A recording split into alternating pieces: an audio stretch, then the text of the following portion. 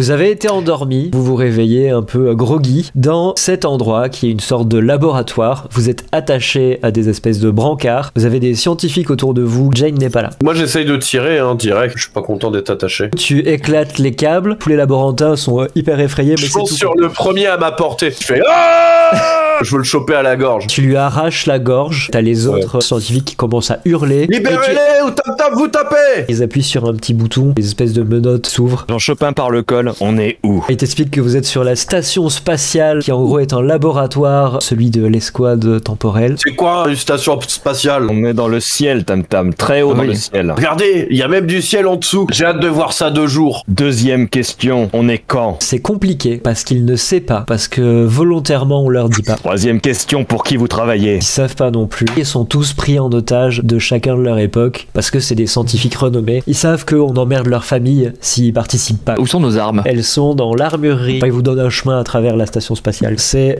cafétéria, vestiaire, salle d'entraînement, puis salle de garde, là où ils gardent les armes. On vous laisse tranquille, mais vous sonnez pas l'alarme. D'accord, tout ce que vous voulez. Vous êtes vraiment géniaux. Je suis totalement avec vous. Si vous êtes d'ailleurs avec nous, est-ce que vous pouvez vous déloper? Vous enlevez tous vos vêtements et vous me les filez. Je pense que je serais plus discret en scientifique que je prends l'uniforme. Je prends ma tenue de scientifique. Je craque les épaules et puis je suis torse nu en dessous, j'arrive pas à la fermer. On va peut-être aller à la salle de garde? On avance très discrètement comme si on était des scientifiques. Jack. Oui, Tam Tam. Comment on imite un scientifique? Ça regarde ses pieds et ça avance sans faire de grands mouvements d'épaule. Imagine que tu es petit et faible. Bon j'avance en regardant mes pieds. Vous arrivez devant une espèce de cafétéria. Il y a plein de laborantins et 5 gardes. Je peux tenter un truc, une diversion, en me branchant dans un terminal et en faisant un court-circuit de l'autre côté de la pièce, genre un petit départ d'incendie qui attire l'attention de tout le monde. Ton bras commence à prendre feu. T'as un garde qui fonce vers un des instincteurs qui commence à...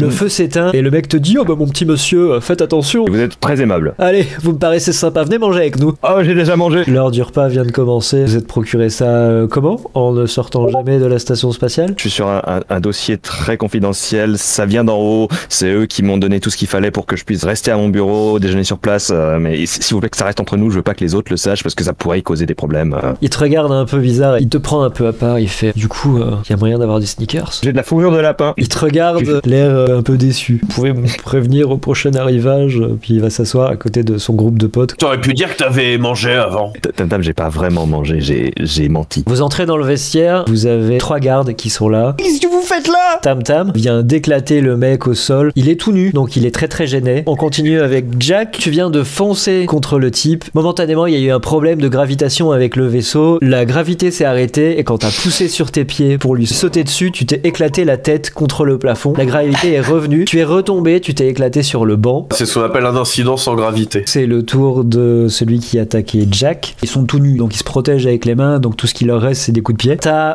2-3 pièces qui bougent un peu sur ton torse, donc au moment où le pied arrive, t'as une petite ouverture, c'est celle que tu utilises normalement pour mettre, c'est pas des Blu-ray, mais le truc à votre époque pour regarder des films. Tu l'ouvres un petit peu, et au moment où le pied arrive, tu le refermes très vite, et tu sectionnes le pied. Le mec s'écroule au sol, qui hurle comme un porc. Moi je veux que le mec arrête de gueuler. Il y en a un qui est sous moi, je prends le pied du premier pour le mettre dans la bouche du second. Le mec était enrhumé à cause des allergies, il s'étouffe et il meurt. Je suis désolé, les aléas du direct, un souci avec un de mes enfants, je vais devoir les récupérer à l'école, je vais devoir sauter cette session.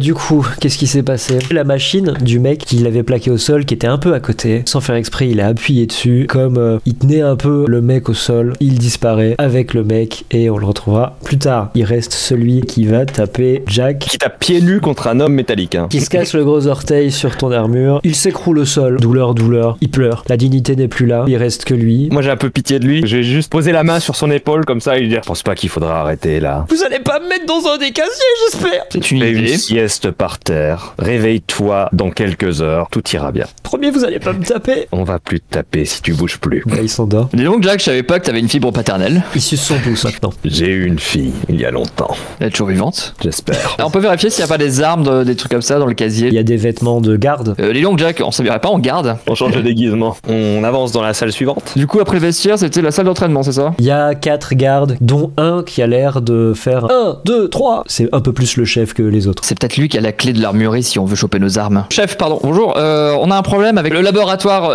Il y a des prisonniers qui se sont échappés. On a besoin de récupérer des armes pour aller les mater. Il déclenche l'alarme et il fait alerte au laboratoire, évasion des prisonniers. Qu'est-ce que vous attendez? Allez choper vos armes. Il passe sa bande magnétique, le truc s'ouvre. Vous avez différentes armes et vous voyez dans un placard un peu posé n'importe comment toutes vos armes. Je vais peut-être ramasser une arme du futur. Ils ont des espèces d'épées électriques. Je récupère juste mon fusil et je prends une mitraillette laser. Est-ce qu'il y a des explosifs ou des grenades? Qui ressemblent à des grenades. Tu sais pas du tout ce qu'elles font. Bah je prends 3 grenades. Est-ce qu'il y a un terminal pour voir si je trouve genre un moyen de sortir? Intrusion dans le système électronique. Verrouillage des portes. Est-ce qu'il y a des boucliers genre champ de force? C'est déjà comme ça que marchent vos armures. On essaie de passer par les conduits d'aération? Allez, on fait ça. La porte du truc d'armement s'ouvre, qui voit la grille que vous avez enlevée par terre. Edouard, balance une grenade derrière. Je balance une grenade derrière. Edouard, toutes les pièces de ton armure se séparent, tu es à poil. Toi, Jack, t'as tes jambes qui ne marchent plus. Tu vois ce que c'est une EDM? C'est une EDM? Alors en fait c'est des grenades à impulsion électromagnétique, c'est quelque chose qui en gros désactive tout ce qui est électronique. Les initiales de ça c'est IEM ou EMP en anglais, Electromagnetic Pulse. Sauf que nous pendant toute la partie on va dire EDM qui est un genre musical, donc pardonnez-moi. Je vais claquer un time point. Un deuxième Jack qui arrive tout assez entre Jack du passé et Edouard. Je lui lance pas de grenade. C'est des... IEM. Ça va désactiver mon truc. Balance de la dynamite. C'est quoi des... IEM. Je balance une dynamite ça. Ça a fait mal dans la salle d'à côté. On continue jusqu'à ce qu'on trouve une sortie. Vous atterrissez dans la salle d'entraînement. Il y a 4 gardes. Je tire à calancier. 2 sont décédés. Je tente une intimidation. Je les pointe de mon fusil et je les intime de déposer leurs armes. Il y en a un, il jette son arme par terre et l'autre, il te fonce dessus. Il te plaque au sol et le mec hurle: Maman, je t'avais dit que j'étais fort, regarde-moi! Les gardes, c'est des enfants de 4 ans. J'ai baptisé mon épée électrique. Je vais mettre un coup dans celui qui attaque Edouard du coup. Avec le sabre, tu lui découpes la tête à ce niveau-là. Sa bouche bouge un peu et fait mais, et puis s'écroule. Bien, l'alarme sonne toujours. Je retente un jet d'informatique. Maintenant, sur les écrans, il y a vos gueules d'afficher. Voici les suspects. On va continuer, on va passer dans la cantine du coup. Vous êtes dans les vestiaires là. Il y a juste le mec qui dort par terre. Il a un petit tag avec son nom dessus. Ah non, il est à poil. Il a un tatouage avec marqué Julie avec un cœur et il est barré. Hé Julie. Il commence à se réveiller en sursaut. Il fait non, qu'est-ce que vous voulez? On cherche notre chemin, tu sais, où il y aurait des capsules pour s'échapper. Il t'indique l'endroit. Est-ce que tu sais au cas où est le bureau des dirigeants? Bah, il t'indique un deuxième endroit. Ok, rendors-toi, tout va bien. Il se rendort. Vous êtes dans la cantine. Il y a 3 gardes qui sont là, dont le chef. Je fonce sur eux, puis coup de fusil à canoncier. Tu les touches tous. Je vise le chef. Tu lui as tiré dans le genou, il vient de s'écrouler au sol. C'est le tour du chef. Il s'avère que son chargeur pète, Jack, parce que t'es le plus près. Tu te reçois toute la puissance d'un coup. Ça fait 77. Je suis pas mort. Il me reste 6 points de vie. Coup d'épée, hein. Il s'écroule au sol avec dignité, parce que ce mec a une certaine classe. C'est bon, il y a plus personne qui va vous punir si vous posez vos armes maintenant. Le premier pose son arme, le deuxième te met le canon de son pistolet laser dans la bouche. Le mec qui vient de me tirer dans la bouche, ça fait c'est tout ce que t'as. Il est à portée de mon épée. Écoute, on va faire un shish kebab, hein. Tu viens de le découper dans le sens de la longueur. J'attrape la chemise d'un des gardes morts, je le mets sur le garde qu'on a intimidé et je lui dis fais la sieste. Le mec te dit non merci, ça va, je peux aller prendre un truc à manger parce que du coup en fait il y a plus personne. Et puis aujourd'hui c'était le jour des muffins et il peut en avoir qu'un quand il passe, mais là il pourra en manger plusieurs. Je fouille le chef. T'as son badge, en vrai c'est ça qu'il a utilisé pour ouvrir la porte. Il a son lien vers son supérieur. Est-ce qu'on tenterait pas d'appeler son supérieur? Colonel au rapport. Lieutenant Jack Gatling. Oui bien sûr, le lieutenant Jack Gatling. Qu'y a-t-il lieutenant? On a eu un problème avec les intrus. Ils ont commencé à massacrer les gardes dans la station en attente de nouveaux ordres. Défoncez-les quoi, trouvez-les et butez-les. D'accord, mais une fois qu'on les a butés, qu'est-ce qu'on fait? Si vous voulez que je vous dise, je suis pas votre mère. Je fais un roleplay garde de la station. Maman. Johnny, il t'appelle Jack Gatling maintenant. J'ai changé de nom parce que les autres ils se moquaient de moi dans les vestiaires. Les autres gardes ils sont méchants. Je peux pas laisser comme ça. Écoute, je te rappelle plus tard mon petit chat, je dois m'occuper de certains trucs pour qu'on arrête de te faire chier. Il te raccroche au nez. Qu'est-ce que c'était que ce bordel? Ça n'a pas amélioré la situation mais ça ne l'a pas empiré non plus. Edouard, tu préfères qu'on s'échappe ou qu'on aille voir les supérieurs? Direction la salle de contrôle avec les accès du garde. Vous arrivez dans le couloir. Il y a 3 gardes sur votre chemin. Bonjour, chers camarades. Votre chef est mort. Est-ce que vous voulez continuer le combat ou nous laisser passer? Ils commencent à discuter un peu entre eux. T'entends vite fait des arguments. Il est mort quand même. Du coup, la pyjama party, on pourra. Il vous regarde, il faut ah ben mince, on est tous morts. Et ils partent. Et ben moi j'utilise le pass du chef. Vous ouvrez la salle de contrôle, c'est un endroit où il y a beaucoup d'écrans et vous avez un pauvre type. Il vous voit arriver, il est tout stupéfait là. Wow, qu'est-ce qui se passe? Tu peux couper l'alarme, ça devient un peu chiant. Si j'ai été choisi à ce poste, c'est parce que je suis quelqu'un de très fidèle. Je ne vous laisserai pas faire ça. Et je ne vous indiquerai pas où est le bouton si jamais vous me tuez. On devrait peut-être envisager d'arracher un ongle ou deux. Le mec te regarde, il prend son bras, il mord dedans, il tire d'un coup sec. Il y a du sang partout et il dit qu'est-ce que t'as? Ok. Vous allez bien, monsieur? Je vais recommencer, hein. Vous avez peur, hein?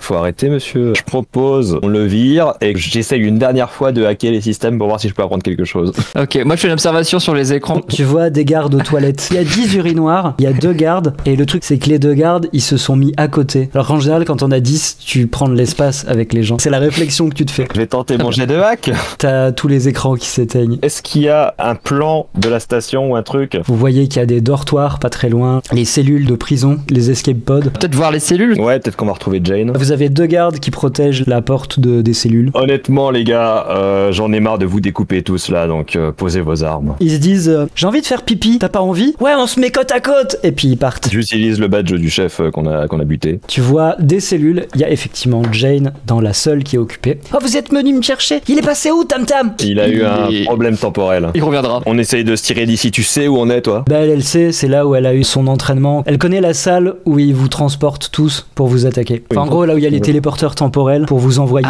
direct là où vous êtes. Le sabotage, ça me connaît, ça ne dirait pas de saboter des téléporteurs. On demande à Jane de nous amener. Vous ressortez et vous croisez 2 soldats qui étaient en train de vous chercher. Ils commencent à te tirer dessus.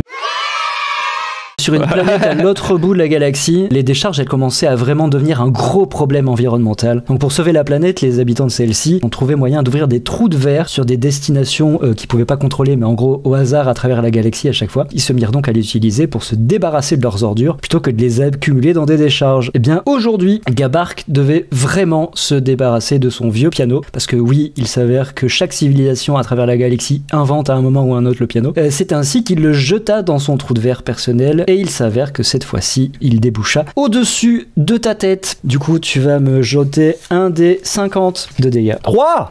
En fait, c'est une planète de gens de cette taille-là. Ils font 4 cm et du coup, c'est des petits pianos. Bon bah, coup d'épée. Tu plantes ton épée dans l'épaule d'Edouard. Mais hey, C'est le bras où il y a la bague et tu vois un énorme éclair de lumière parce que normalement, t'aurais dû lui couper le bras. Ça a fait briller ta bague aussi, genre tu sais que ça vient de là, quoi. Jack, range cette épée tout de suite. J'ai pas compris ce qui s'est passé. D'un coup, j'ai vu tout blanc, puis tout noir, puis tout blanc, et 2 fois tout noir. Je le sais plus tard. Et là, je sors ma mitraillette et je leur balance une salve pour toucher les 2. Tu les as explosés tous les 2. C'est ce qu'on appelle un double décès. C'est quoi, je prends un pouce. Un pouce pour Tam Tam. On peut continuer de notre progression avec Jane. Vous arrivez devant la salle où il y a les escape pods de cette zone-là. Vous avez 2 gardes et un type de l'entretien. Je leur tire une salve de mitraillette dans la gueule, enfin pour le toucher les 2. Tu réussis à en toucher un, l'autre plonge au sol et arrive à éviter le truc. Maintenant, c'est le tour de un garde.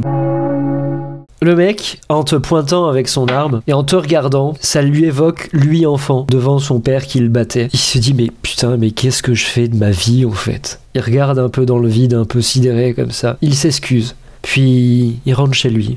Et c'était décidé, il allait devenir artisan boulanger.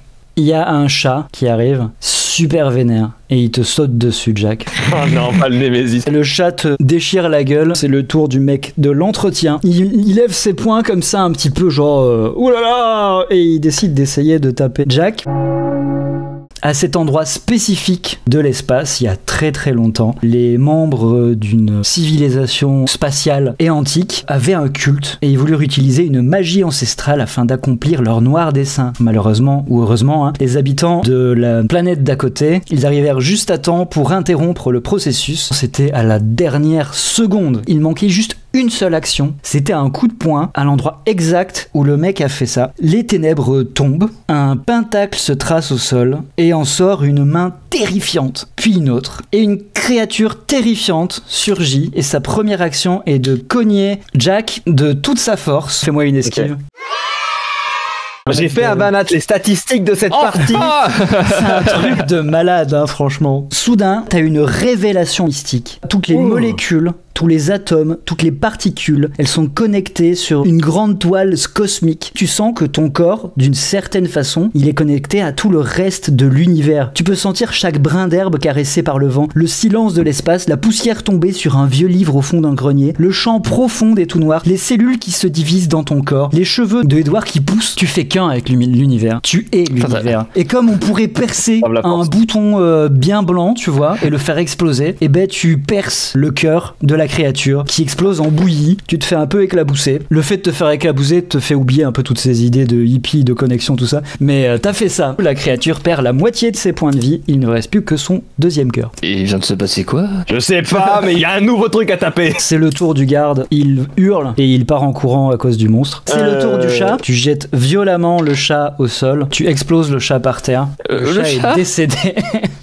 C'est le tour du mec de l'entretien qui commence à rire comme un mec dément parce qu'il a fait apparaître une grosse créature. Il commence à se dire elle est sous mon contrôle parce que c'est moi qui l'ai fait apparaître. C'est le tour de Jane. À l'échelle de la physique quantique, les particules parfois changent instantanément de position. Elles se téléportent quoi. C'est quelque chose qu'on ne constate pas à notre échelle. Et ben aussi infime que puisse être cette probabilité, il est en fait possible que toutes les particules constituant un objet se téléportent en même temps. Et c'est exactement ce qui vient de se passer avec le bras gauche de la créature. Il commence à y avoir du sang noir qui dégouline de plein de côtés en même temps. Elle pousse un cri de douleur. Elle tente d'écraser le mec de l'entretien. Elle n'est pas du tout contrôlée par le type. Le mec a extrapolé. Hein, le mec explose. Je vais tenter un coup d'estoc pour embrocher la créature. La créature crève dans un énorme râle de douleur. Qu'est-ce que c'était que cette merde? J'ai jamais vu ça de ma vie. Jane, elle va près de la créature, elle coupe un petit bout de corne et elle dit « C'est pour Tam Tam, ça lui fera plaisir !» Continuons. On va toujours saboter le truc. La salle suivante, c'est le fameux téléporteur. Est-ce que tu veux tenter de pirater ce truc? Tu sais quoi? Ouais, je suis Hackerman. 17. Tu réussis enfin un putain de jet de hacking. Tu trouves le système qui permet de vous retrouver. Ça te permet de transférer ça sur un genre de clé USB plus ou moins. En gros, ils se l'insèrent dans leur bracelet temporel et c'est comme ça que ça leur permet de vous retrouver. Il y a Jane qui te demande si tu peux lui sortir le truc pour que la prochaine fois que vous disparaissez, vu que vous partez seul, elle puisse vous retrouver. Ouais, ok. Et ben, elle te remercie. Est-ce que je peux faire en sorte que ce soit toujours les coordonnées très précisément à 500 mètres au-dessus de nous, histoire que où qu'on soit, ils se retrouvent dans le ciel en train de tomber. Et puis du coup, on se barre. Vous prenez l'escape pod, vous vous éloignez de la station spatiale et soudain vous quittez une espèce de champ de force. Vos bagues s'activent. Vous comprenez un peu l'idée, c'est qu'il y avait un champ de force qui les empêchait. Qui a empêché d'activer. Et instant, vous disparaissez. Je coupe le stream. Des bisous. Des bisous tout le monde. Des bisous, merci d'avoir suivi. À la prochaine. Voilà, si tu veux voir les prochaines parties en live, c'est sur le Twitch de Question Con. Et sinon, tu peux regarder une super vidéo de Plic. Et il y a la playlist de Question Con aussi.